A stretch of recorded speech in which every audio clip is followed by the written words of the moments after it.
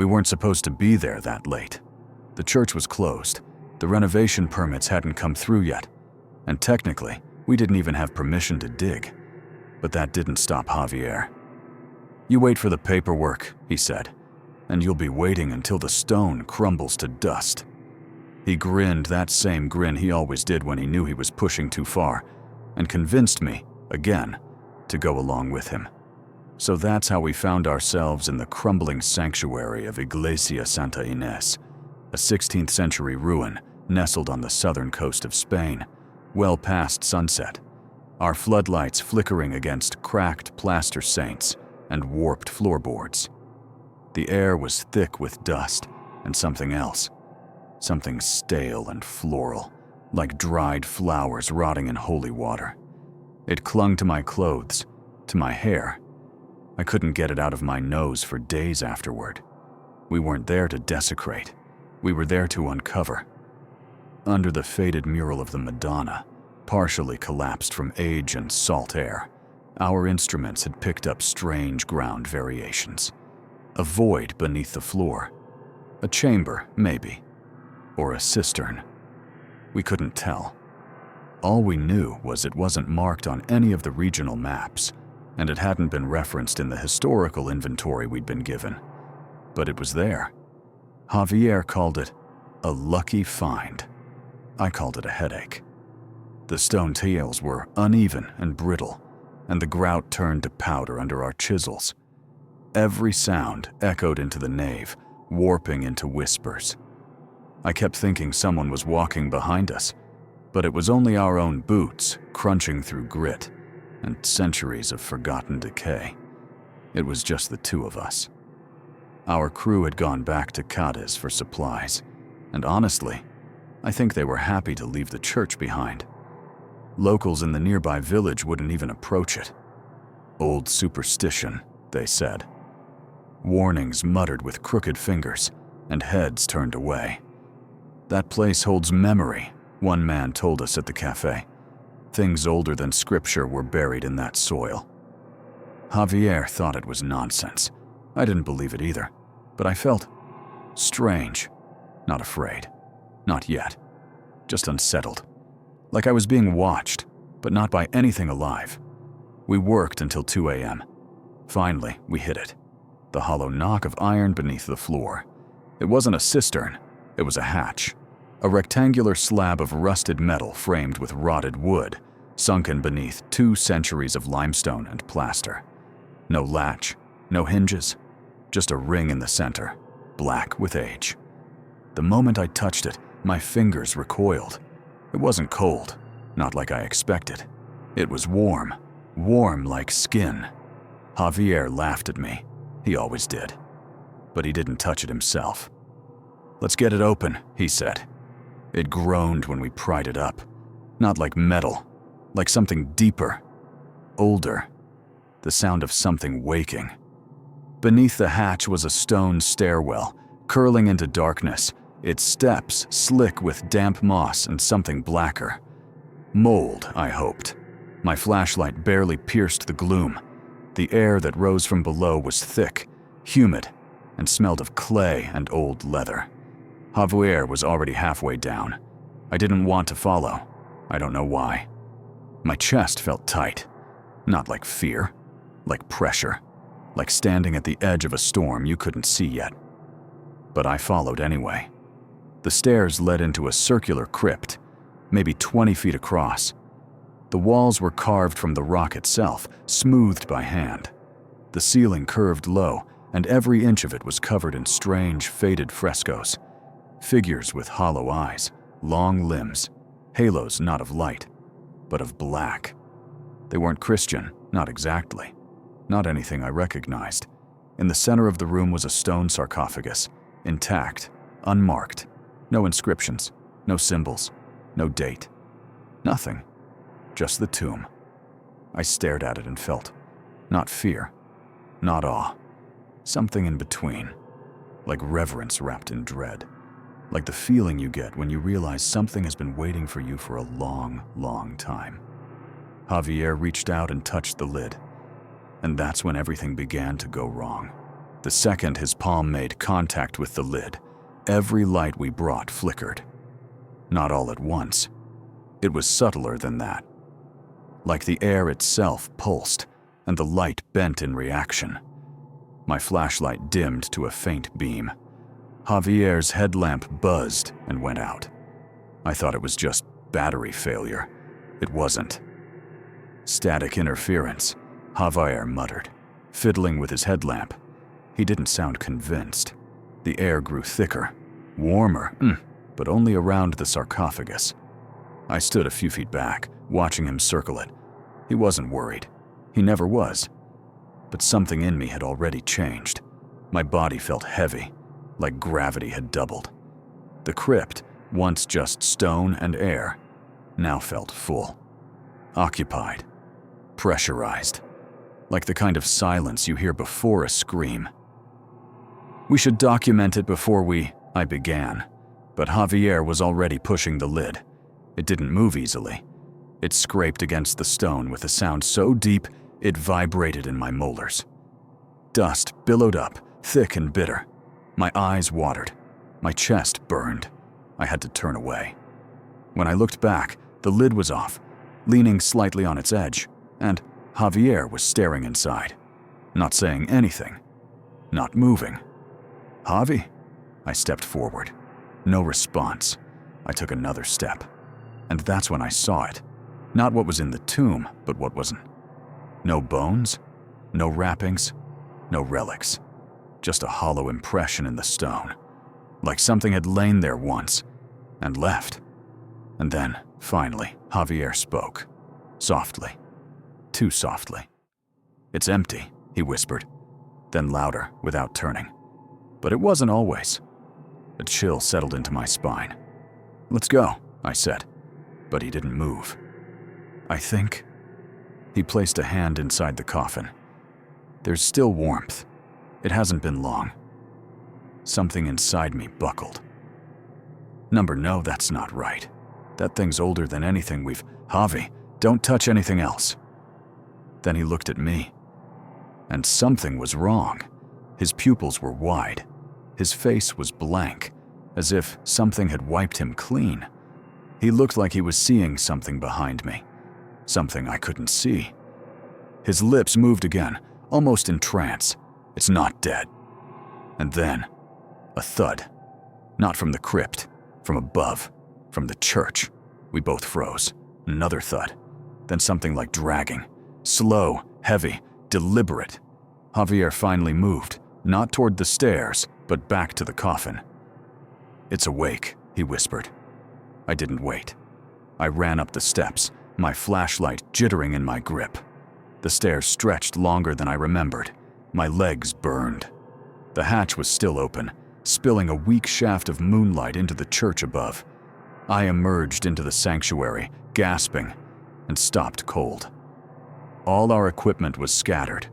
Our bags overturned. Floodlights shattered. And across the dust-covered stone floor were footprints. Bare, wide. Not ours. And they led in a circle, around the hatch. But nothing else was there. "Javier!" I shouted down. No answer. I listened, and from the black pit of the stairs, I heard breathing. Not one breath. Many. Too many. Like something massive was crouched just below the surface, lungs expanding in slow, damp rhythm. Then silence. I ran. I didn't take our gear. I didn't shut the hatch. I sprinted across the nave and into the night, not stopping until the church was just a silhouette behind me. And the only sound was the wind and my ragged breath. When I finally reached our hotel, I told them nothing. What could I say? I filed the paperwork. I said it was structural collapse. I said Javier had gone home early for personal reasons. The officials believed it. No one asked about the church. No one wanted to. But I did. I returned a week later, alone. And what I found turned my blood cold. The road to the village was empty. Not abandoned, just still. The air was heavier than I remembered, tinged with that same strange scent I'd smelled in the crypt. Old paper, dust, something sweet and decayed. The church tower loomed ahead, crooked against the pale morning sky.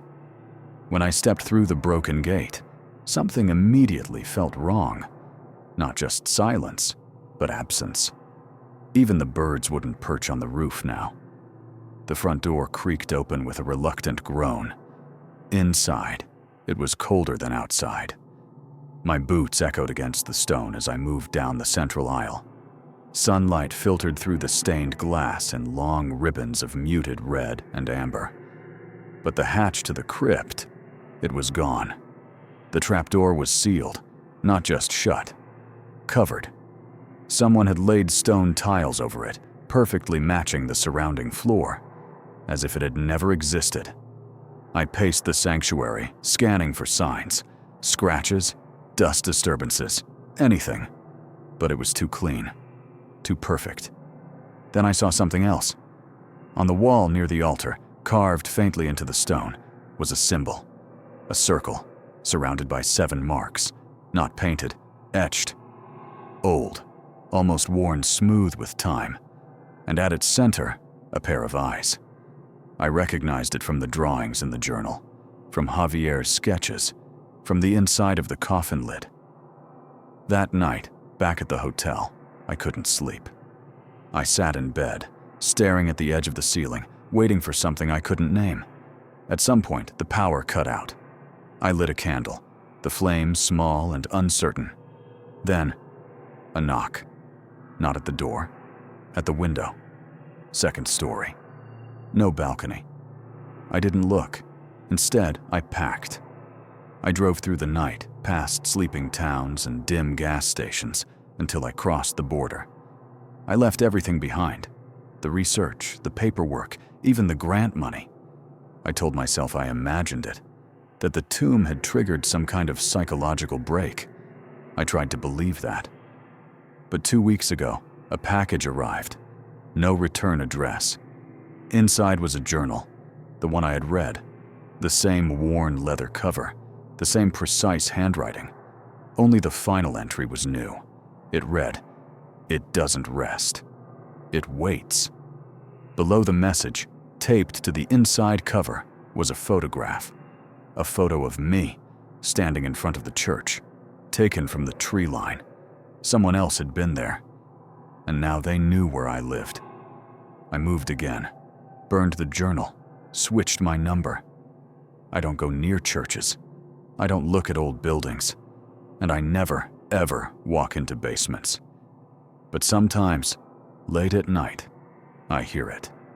The slow inhale, the too long exhale, not from inside the house, from below it, waiting.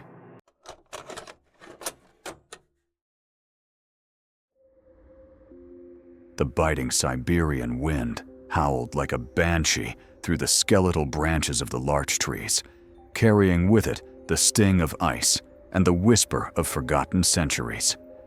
A team of 5 researchers, bundled in thick layers of thermal gear that crinkled with every movement, trudged through the knee-deep snow, their breath pluming out in ghostly white clouds. Their mission, initiated by a cryptic, almost unbelievable local legend, had led them deep into the unmapped heart of the Krasnoyarsk Krai. Dr. Anya Rostova, a seasoned ethnographer with eyes that missed nothing, consulted the battered Soviet-era compass in her gloved hand, its needle quivering slightly, as if disturbed by an unseen presence.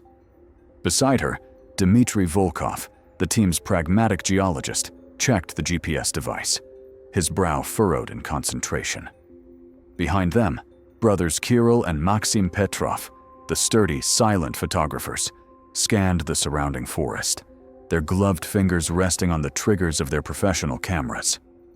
Rounding out the group was young Ilya Savelyev, the eager linguistics expert, his notepad already filled with observations gleaned from the hushed conversations of the few nomadic reindeer herders they had encountered days prior. For weeks, they had followed fragmented tales of a wandering place, a settlement that appeared and disappeared with the capriciousness of a phantom. Locals spoke of ancient spirits and shifting lands, stories dismissed by most as folklore, yet Anya had detected a persistent thread of genuine fear and awe in their voices, something that piqued her academic curiosity.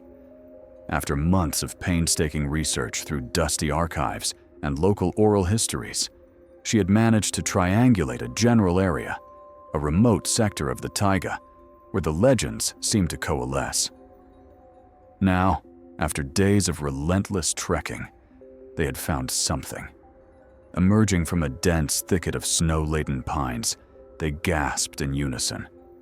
Before them lay a small clearing, and within it, a cluster of weathered wooden structures. It was undeniably a settlement, albeit a primitive one. Roughly hewn log cabins, their roofs heavy with snow, huddled together as if seeking warmth from the vast, indifferent wilderness. A crudely fashioned wooden fence, partially collapsed in places, encircled the perimeter. No smoke rose from any of the chimneys, and an eerie silence hung in the frigid air, broken only by the mournful sigh of the wind. "Impossible," Dmitri muttered, his eyes wide behind his fogged-up spectacles. "Nothing like this is on any of the maps, not even the old Soviet military surveys." Anya felt a thrill course through her, a mixture of scientific excitement and a prickle of something else, something indefinable. This was it, the site from the legends. They cautiously approached the settlement. The air was heavy with the scent of damp wood and decaying leaves, overlaid with the sharp, metallic tang of frost. Kirill and Maxim immediately began documenting the scene, their cameras clicking and whirring, capturing every detail. The construction of the cabins, the remnants of what looked like a communal fire pit in the center of the clearing, the strange, almost totemic carvings etched into some of the logs. Ilya, ever the linguist, noticed peculiar symbols painted on the doorframes of several cabins. They were unlike any script he had ever seen, a mix of geometric shapes and stylized representations of animals. He carefully sketched them in his notepad, his gloved fingers numb with cold, but his mind racing with possibilities. As they explored further, they found remnants of daily life, crudely made tools of bone and stone, fragments of pottery decorated with intricate patterns, and even some woven textiles, surprisingly well preserved despite the harsh climate. It was as if the inhabitants had simply vanished, leaving everything behind. Dmitri, meanwhile, was examining the ground around the settlement. "No fresh tracks," he observed, his voice low. "Not animal, not human. It's as if no one has been here for a very long time." Anya walked to the edge of the clearing, peering into the dense forest that surrounded them. The trees stood tall and silent, their branches draped in white like frozen ghosts. The only sound was the whisper of the wind through their needles. "Let's take precise coordinates," she said, pulling out a high-precision GPS device from her backpack, "and let's document everything meticulously. We need to create a comprehensive record of this place." For hours, they worked with focused intensity, their initial awe giving way to a methodical, scientific approach. They measured the dimensions of the settlement, photographed every structure from multiple angles, collected samples of the wood and other materials, and meticulously recorded the location of every artifact they found. As the short Siberian day began to wane, casting long, blue shadows across the snow, they gathered back in the center of the clearing. They had amassed a substantial amount of data, hundreds of photographs, detailed sketches, GPS coordinates locked in with multiple confirmations, and pages of notes describing their observations. "We should set up camp here for the night," Anya suggested. "We can continue the detailed survey in the morning." The others agreed. They pitched their tents, built a small fire for warmth and to boil water for tea, and huddled together, reviewing their findings. The photographs displayed on the small screen of Kirill's digital camera showed the settlement in stark detail. The weathered cabins, the snow-covered clearing, the enigmatic symbols on the doorframes. The coordinates on Dimitri's GPS device confirmed their location with unwavering accuracy. As darkness enveloped the taiga, an unnerving stillness settled over the camp. The usual nocturnal sounds of the forest, the rustling of small animals, the hooting of owls, were strangely absent. The only sound was the crackling of their small fire and the occasional sigh of the wind. Sleep did not come easily. Anya lay in her sleeping bag, her mind racing, trying to piece together the mystery of the settlement. Who had lived here? When? And why was it not on any map? The legend spoke of a place that moved, but surely that was just fanciful storytelling.